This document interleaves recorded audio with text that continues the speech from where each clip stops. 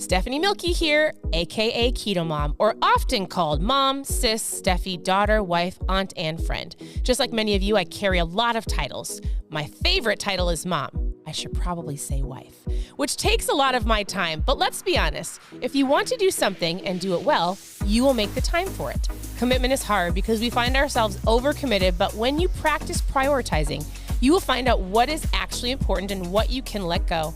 With the Keto Mom podcast, you will learn together how to manage our time, commit to the most important things in life, and I will equip you with the tools you need to feel qualified each step of the way. My name is Stephanie Mielke, and welcome to the Keto Mom Secrets podcast. Hello. Welcome to the Keto Mom page. My name is Stephanie, and we are starting off our Monday with morning mindset. As you're tuning in, tell me where you're tuning in from. I'm tuning in from Minnesota. It is a beautiful, beautiful morning. It's absolutely beautiful out. You can hear the birds. It's perfect sweatshirt weather, and you might be like, what? Minnesota gets to the point where about this time in the evenings, it gets cold. The water will start to get cold, and we will dive into fall and winter. Not yet, soon enough. So tell me this, where are you tuning in from? And we're going to talk about self-limiting beliefs. So we're going to talk about the book that my husband and I are writing. So we're writing a book called Awareness Revolution.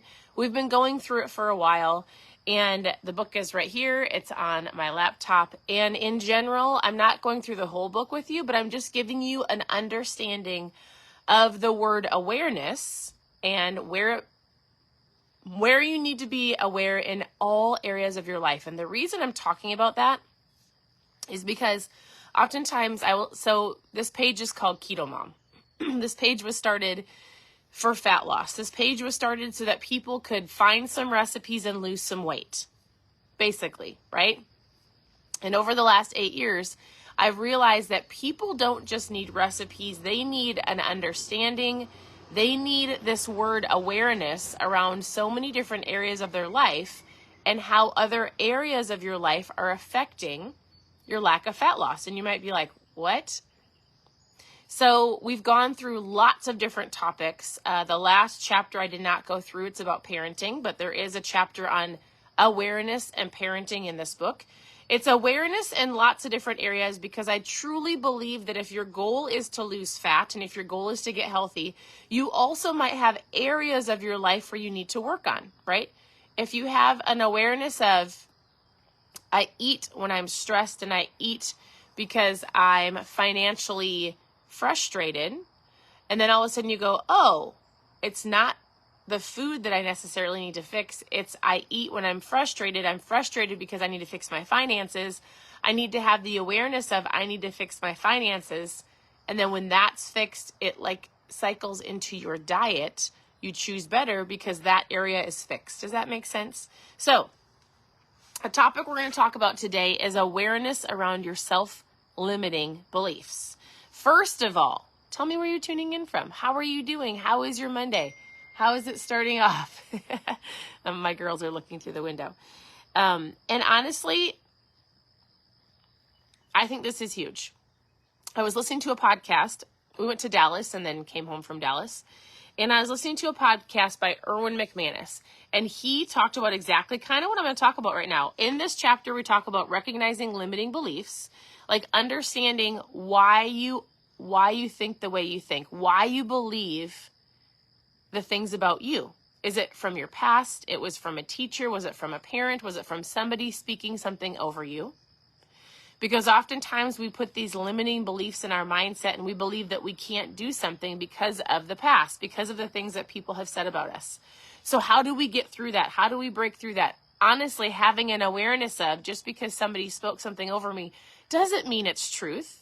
I don't have to live in the past. If I live back here, I'm not moving forward. And how do I break those? How many of you, I don't know, I did a live a little while ago and we talked about I am statements. We talked about your I am statements or affirmations or the power of them and how to make them, like how to physically write out an I am statement. And we talked about that in this chapter. We talked about overcoming challenges through awareness and courage, understanding your limiting beliefs, and then embracing a new narrative. And how do we create a new narrative in our mindset? How do we believe that we can? How do we erase the past and move forward? How do we do this? A lot of it has to do with an awareness, recognizing why you believe the way you believe and going, oh, I have been letting that teacher's words over me dictate my thoughts and therefore who I am today because of one phrase or one friend or one negative word over you. Does it hurt? 100%. Does it have to dictate your life? Absolutely not. And so we go through something called I am statements or affirmations, and you going, who do I want to actually be? Who do I, like if I were to look in the future and go, this is me, this is who I want to be. What are some words that come to your mind? If you're like, if you're like, oh, I'd love to be more creative.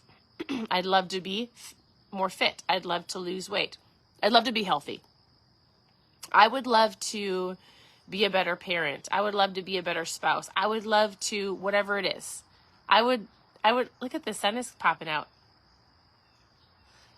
It was super cloudy and rainy, and now it's just absolutely beautiful.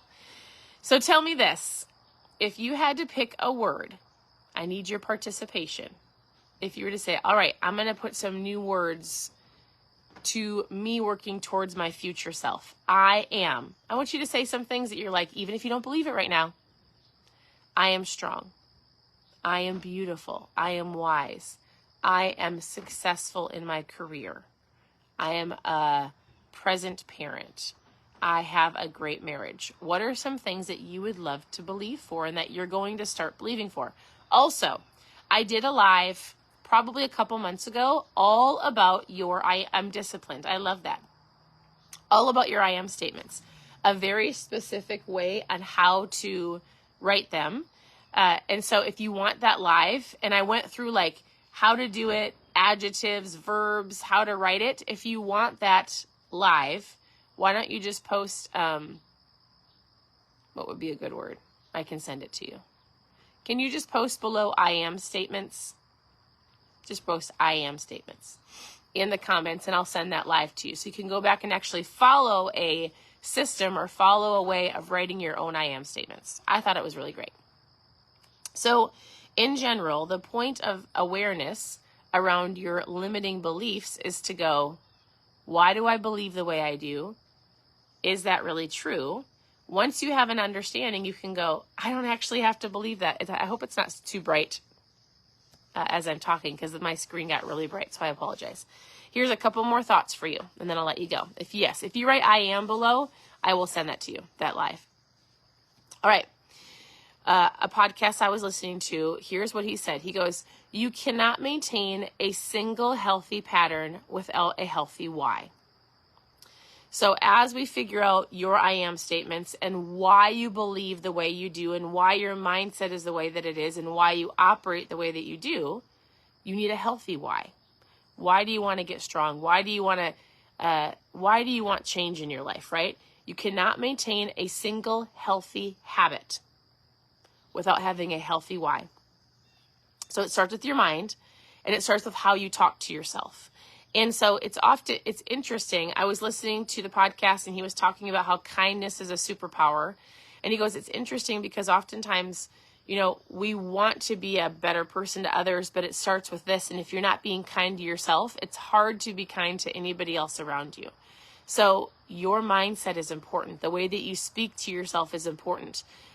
Your healthy why is important. And this is super powerful. And here's what he said. He goes, how important do you believe it is for you to keep your commitments to yourself? Do you believe it's important? Maybe I should say, how often do you lie to yourself? I'm going to get up. I'm going to go to the gym. I'm going to eat healthy. I'm going to, right? It's the easiest to break our own commitments to ourselves. But I'm going to tell you something. It is fundamentally one of the most important things you can physically do is to actually keep your commitments to yourself. He goes, one of the most important things to create a life with no regrets is to keep the commitments that you have to yourself. He goes, if your commitment is to a goal and not a process, we need to rethink this. Your commitment to yourself shouldn't be, well, I'm committed to losing 50 pounds. Because when you have the limiting belief come in, or that one word that somebody said to you, or that family member or somebody that says, you can't do this, right? You need to be committed to yourself. Understand that the limiting beliefs aren't true. We need to help you write an I am statement that you're committed to. And also understanding that if you're committed to a goal, it's easy to let yourself off the hook. If you're committed to the process, it's going to switch everything up here. I'm not committed to losing the 50 pounds. I'm committed to what? What's the process of losing that? Packing my lunch, planning my week. I'm committed to doing my I am statements. I'm committed to going to the gym 3 days a week. I'm committed to drinking my water. Like, you're committed to the process. And if you're committed to the process, you'll hit the goal. If you're committed to the goal, what will happen? You don't have the process to fall back to. You're like, well, I was going to lose the weight. I said I was going to lose the weight. Then I got frustrated because of my self-doubt, because of my past. I'm just not going to do it. So I want you to, if I had to leave you with one thing today, it's simply this. It is fundamentally or foundationally, either way, one of the most important things that you need to do to create a life you will live with no regrets. Committed to yourself. Committed to the process. Committed to the process, not the goal.